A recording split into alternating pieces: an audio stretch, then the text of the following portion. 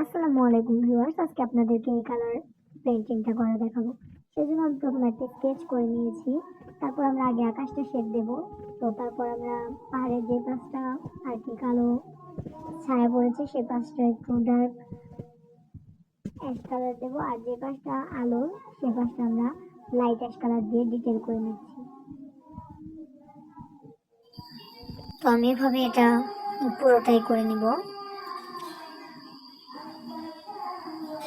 তো ডিটেলটা হওয়ার পর আমরা এখানে সাদা কালার নিয়ে নেব। সাদা কালারটা দিয়ে পুরো পাহাড়টাকে আমরা আবার ডিটেল করে নেব।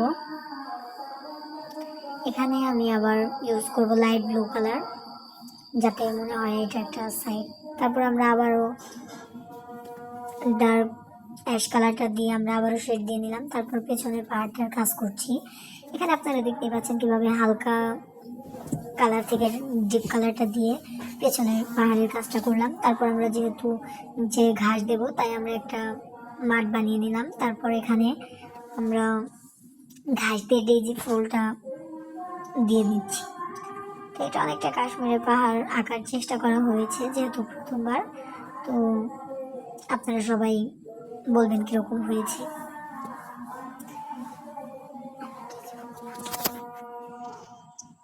তো এটাই ছিল আমার আজকের কাজ।